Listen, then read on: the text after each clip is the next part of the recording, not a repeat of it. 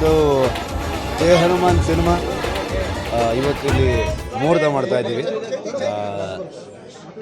ಮೈತ್ರಿ ಅವರು produce ಮಾಡ್ತಿರುವಂಥ cinema Prashant Verma ಅವರ ಒಂದು ಪ್ರಶಾಂತ್ ವರ್ಮಾ ಯೂನಿವರ್ಸ್. ಸೊ ಹನುಮಾನ್ ಮಾಡಿದರು.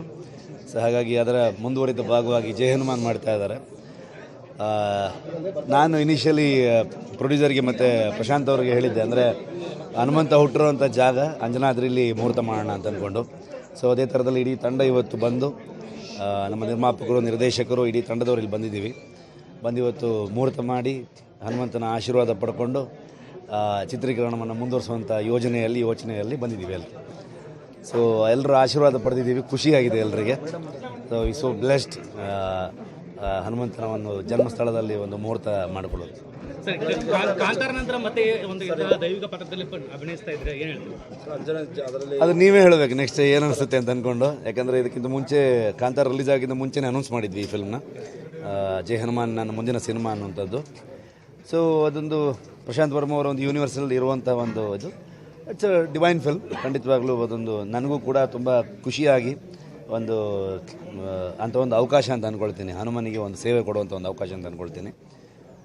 ಸೊ ಐ ಫೀಲ್ ಬ್ಲೆಸ್ಡ್, ಅಷ್ಟೇ ಹೇಳ್ಬೋದು, ಬೇರೆ ಏನು ಹೇಳ್ಬೋದು, ನೀವು ಹೇಳ್ಬೋದು. ಸರ್ ಆಂಜನೇಯ ಬಿಫೋರ್ ಬಂದಿದೆ ಸರ್ ದೇವಸ್ಥಾನಕ್ಕೆ, ಇದಕ್ಕೂ ಮುಂಚೆ ಬಂದಿದ್ದೀನಿ ನಾನು. ಸೊ ಕಾಂತಾರದಿಂದ ಇಲ್ಲಿಗೆ ಶಿಫ್ಟ್ ಆಗೋ ಪ್ರಾಸೆಸ್ಸಲ್ಲಿ ಇಲ್ಲಿ ಬಂದು ಆಶೀರ್ವಾದ ತೊಗೊಂಡು ಅಲ್ಲಿಂದ ನನ್ನ ಕೆಲಸಗಳನ್ನು ಶುರು ಮಾಡಿರೋವಂಥದ್ದು.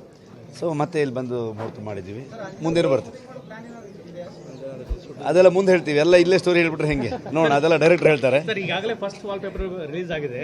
ವಾಲ್ ಪೇಪರಲ್ಲಿ ನೀವು ರಾಮನನ್ನ ಕೈಯಲ್ಲಿ ಇಟ್ಕೊಂಡಿದ್ದೀರಾ, ಏನಿದೆ ಅಂತ ಅದೆಲ್ಲ ಥಿಯೇಟ್ರಲ್ಲಿ ನೋಡ್ಬೇಕು, ನೀವು ಸಿನಿಮಾಲ್ಲಿ ನೋಡಬೇಕು.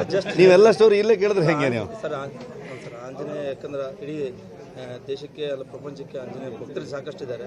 ಈ ಮೆಸೇಜ್ ಏನಂತ ಆಂಜನೇಯ ಸಿನಿಮಾಲ್ಲಿ ನೋಡ್ಬೇಕು ನೀವು. ಅದು ಭಕ್ತರಿಗೆ ತುಂಬ ಒಂದು ಭಕ್ತಿಯಿಂದ ನೋಡುವಂಥ ಒಂದು ಅದ್ಭುತ ಸಿನಿಮಾ ಆಗುತ್ತೆ ಅಂತ ನಾನು ಹೇಳೋದಕ್ಕೆ ಇಷ್ಟಪಡ್ತೀನಿ. ಅಂಥ ಒಂದು ಕಥೆಯನ್ನು ಮಾಡಿದ್ದಾರೆ ಪ್ರಶಾಂತ್ ಅವರು. ಸೊ ಹಾಗಾಗಿ ಎಲ್ಲರೂ ತುಂಬ ಒಂದು ಉತ್ಸುಕರಾಗಿದ್ದೇವೆ.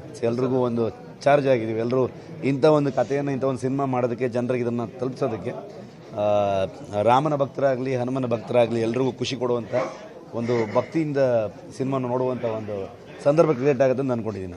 ಆಂಜನೇಯ ಸಾಕಷ್ಟು ಭಾಳ ದಿನ ವೇಟಿಂಗ್ ಆಯ್ತು ಸರ್. ಮತ್ತು ರಿಷಬ್ ಶೆಟ್ಟಿ ಅಂದರೆ ದೈವಿಕ ಭಕ್ತರು, ಆಂಜನೇಯನಿಂದ ಮತ್ತೆ ದೊಡ್ಡ ಸ್ಟಾರ್ ಆಗ್ತದೆ, ಮತ್ತೆ ದೊಡ್ಡ ಮಾಡೋದಿಲ್ಲ. ಅದೆಲ್ಲ ನೀವು ಅದು ಪ್ರಶ್ನೆ ತುಂಬ ಇರಲೆವೆಂಟ್. ಅದೆಲ್ಲ ಅವನ ಪಾದಕ್ಕೆ ಎಲ್ಲವನ್ನ ಇಟ್ಟು ಕೆಲಸ ಮಾಡ್ಕೊಂಡು ಹೊಡ್ತೀವಿ. ಮಿಕ್ಕಿದ ಅವನ್ನೆಲ್ಲ ಕರ್ಕೊಂಡು ಹೋಗ್ತೀವಿ, ಅಲ್ಲಿ ಹೋಗ್ತೀವಿ ಅಷ್ಟೇ. ಎಲ್ಲ ಸಿನಿಮಾಲ್ಲಿ ನೋಡ್ಬೇಕು ನೀವು. ಅದು ಡೈರೆಕ್ಟರ್ ಮತ್ತೆ ಪ್ರೊಡ್ಯೂಸರ್ ಹೇಳಬೇಕು.